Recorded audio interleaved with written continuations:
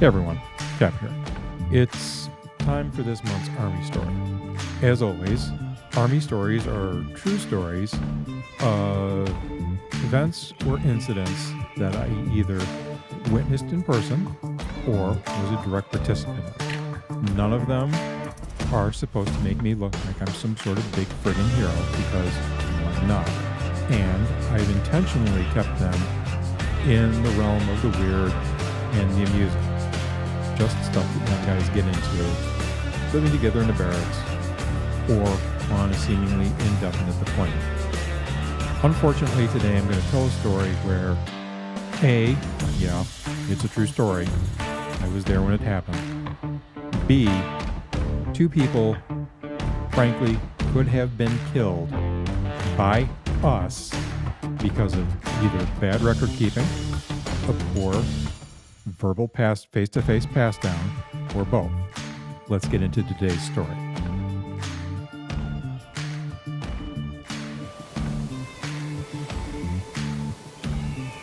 Hey everyone. For those of you who are lucky enough to not know what fratricide means, which word in the title, the accidental killing of one's own forces in war.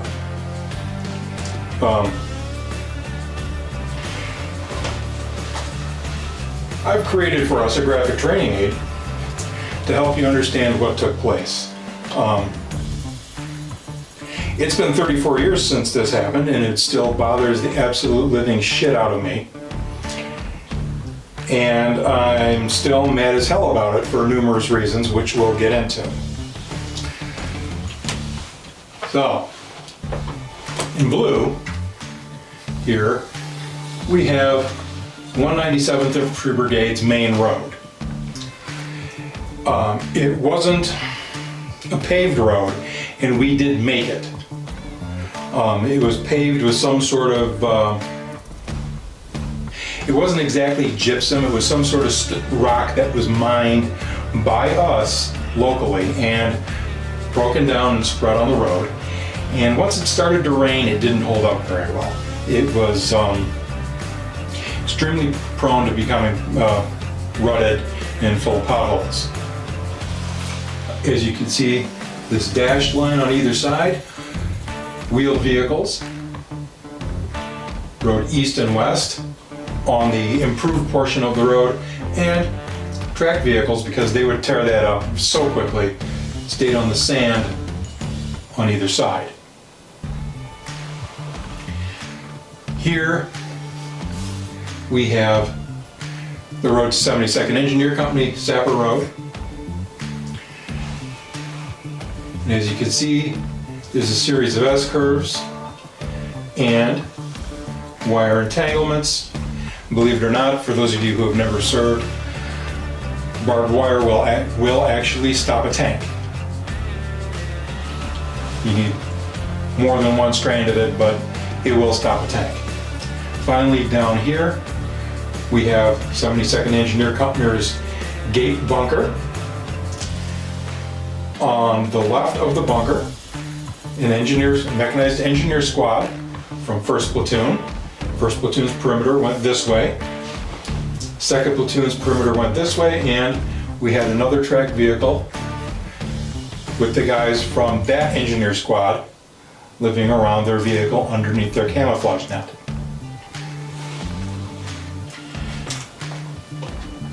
At the bunker, tied to the company's telephone net, and yes, there is such a thing, field phone connected to two commo wires. This is a kind of a piezo phone. At the platoon level, these are connected to another type of phone that uses a pair of, I think it was C batteries and a switchboard, and a larger version of that at the company level. The phone at the platoon bunker went to the company top. That's the Tactical Operations Center. So, the incident. We would, in groups of 3, work the gate for, I think it was something like 2 hours, usually, sometimes 4, depending on what was going on. We had an afternoon shift, 3 of us. It was me, JP, and a guy we called Sapper Steel. He was the senior guy. I had the clipboard, and I think I had the clipboard. No, Sapper Steel had the clipboard, I had the phone, and JP had the magazine. Okay, remember that there was one magazine.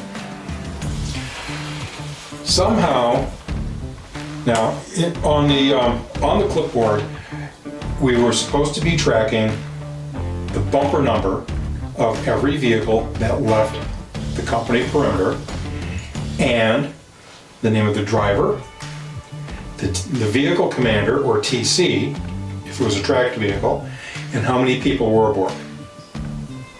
And I think the other thing we were supposed to be tracking was where they were going. Time they left, and obviously mark them down that they had returned. Somehow, during the pass down, we lost the fact that the company executive officer, Lieutenant S, and the chief warrant officer, who was in command of the maintenance platoon, because we were a separate company, we had our own maintenance section. They had gone into, I forget if it was Daman or Riyadh, and they'd been sent in civilian clothes in a civilian pickup truck that didn't have four-wheel drive. Somehow that fact, gone. Most of our shift went by. A little bit of vehicle traffic in and out, but mostly we're just looking down the road. And this was, more than an easy rifle shot. It was at least 500 yards. Sometime towards the end of our shift, we see something red, a civilian pickup truck, driving down the Brigade Road, and they make a left turn onto Sapper Road. And again, we didn't know it was the XO, we didn't know it was the chief from the maintenance platoon, and we didn't know they didn't have four-wheel drive or that they were out in a civilian vehicle. This Sapper Road was graded with our heavy equipment, but other than that, it was just sand. And you can imagine what you have to do to keep a pickup truck without four-wheel drive from bogging down and just digging itself in through this S-curve. So all we know, sometime in here, and this was probably 150 or 200 meters away from us, that the driver has now floored it. Now, again, JP has the magazine.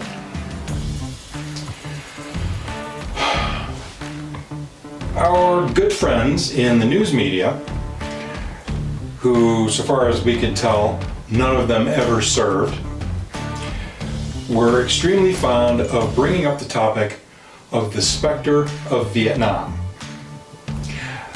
I know for a fact that they did that on a very consistent basis. Do I have a dead battery? Let me stop this and change the battery. Okay, I've never seen an orange battery icon with a slash through it before. I know this battery's got at least 75%. We had one magazine. It hit each of the platoon bunkers and one loaded magazine at the company bunker. Now, again, the rectal orifice in the press corps were really fond of bringing up the specter of Vietnam, perhaps hoping that we would have a bloodbath our blood because it would sell a lot of magazines and commercial airtime on TV. I know for a fact that they were doing that because my parents, when they were done with Newsweek magazine, would put it in the mail and send it to me. You could not get through a newspaper article or a magazine article or a news broadcast without hearing about the specter of Vietnam. And because of that nonsense, we, professional troops, all volunteer force, we can't trust the troops with ammunition. So not only was there only one loaded magazine at each bunker, but the magazine had a strip of duct tape across the feed lips.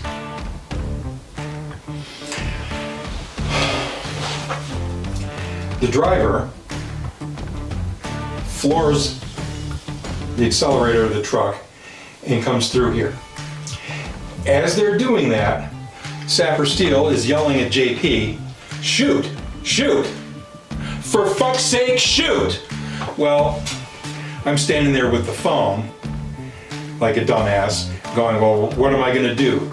Banging up the side of a truck, and I'm watching JP, and what he's doing, instead of shooting, is he's squatted down with and he's got his rifle across his knees, and he's got a hold of this piece of duct tape, and it's military duct tape, and it's been subjected to 100-some degree heat all day, every day, and then temperatures down at that point maybe into the 50s or high 40s, day after day after day for who knows at that point, 8 weeks. Well, guess what? The duct tape didn't want to come off of the magazine. And by the time he got it off the magazine, the truck was right here next to us in the bunker, at the bunker. And the white face hangs out the side window, the passenger side window, and screams, "It's Chief and Lieutenant S, don't shoot." Because at that point, JP had got the duct tape off the magazine and was inserting it into his magazine well, which wasn't going to go well because the round that was at the top covered with the goo from the glue from the duct tape.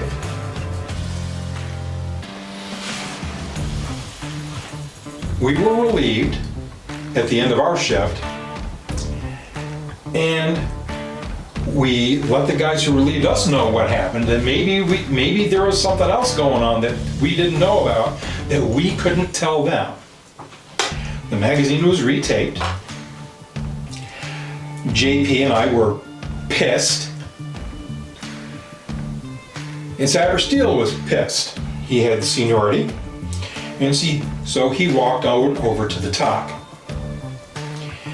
And there was a bit of a meeting going on there about their Chief and Lieutenant S's trip to the city and the supplies they acquired. And he simply walked up and he interrupted the meeting and says, "Sir, do you have any idea how close you were to dying? If not for the stupidity of the press, we probably would have been treated more like adults and professionals and not had that duct tape across the magazine feed lips." And JP was a country boy, and as a stereotype, could the country boy shoot?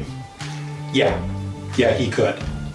If he'd have been able to simply load the magazine into his magazine well and chamber around, we would have had an incident that would have made national news. And it would have been a huge topic for months. 72nd Engineer Company kills its own executive officer. 72nd Engineer Company kills a maintenance platoon leader. Ooh, guess the troops aren't as professional as they claim to be. Bullshit.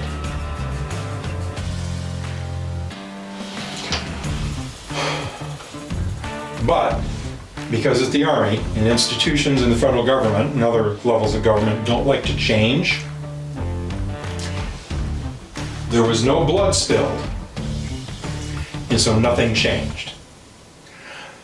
More magazines were not issued. And the strip of duct tape didn't disappear. It remained. The duct tape magazines at each bunker remained duct taped, even during King Fudd's birthday celebration, a week long, where we ended up pulling 30% security for a week because there were specific terrorist threats against our unit.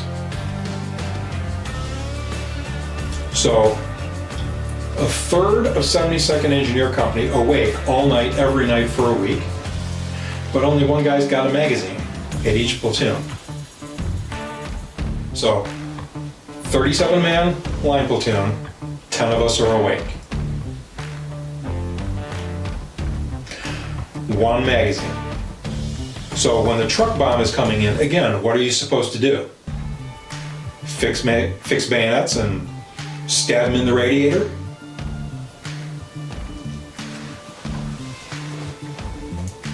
What took place and what didn't take place, absolutely unacceptable.